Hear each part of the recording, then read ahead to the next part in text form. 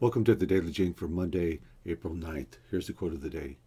Any man or woman who keeps working is not a failure. She may not be a great writer, but if she applies the old-fashioned virtues of hard, constant labor, he'll eventually make some kind of career for himself as a writer. Ray Bradbury. Ray Bradbury. Okay, let's look at the schedule. We're starting the last assignment, the last familiar essay. It's Monday of the 11th week. Here's the familiar essay. We're also starting O Geiblin and you can do 4.1 and 4.2 on O Geiblin. So we're going to deal with her essay for this week, and next week it's Armit. Okay, let's go back to the schedule notes. So there is not so subtle difference between the first familiar and the familiar essay and the second. In the first, you looked inward, and in the second, you are to look at a person, place, or thing that has influenced or meant something to you. The writer is always present in these two essays. In the first, he or she is writing about self or other, and in the second, that self is in the world and is reflected in the subject under examination. Say you wanted to write about yourself as a worker.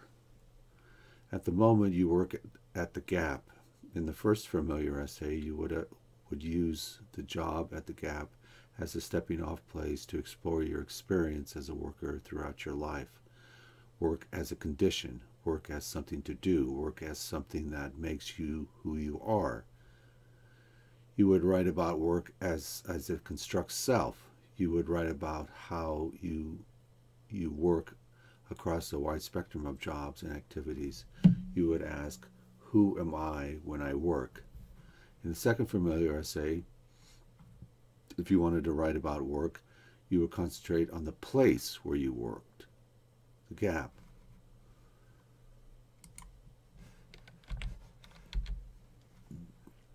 In this essay, you would show us how your character interacts with all the other individuals that make up the Gap store experience. In this essay, you pull back from your experience as a Gap cashier and see the store ecosystem as a laboratory, a social scene, a bazaar. And in this way, you can bring in sources that talk about shopping in the modern mall and clerk customer relations, the boss, etc. When you write the second paper, you might, by indirection, deal with many of the same issues you dealt with in your first work paper, work as identity, etc. But in this paper, you see these things outside yourself, reflected in the place, the Gap, you are writing about. See the difference? Okay, so what essay are we starting today? We're starting the O Geiblin essay on the Midwest. Okay? All right, thanks. Bye.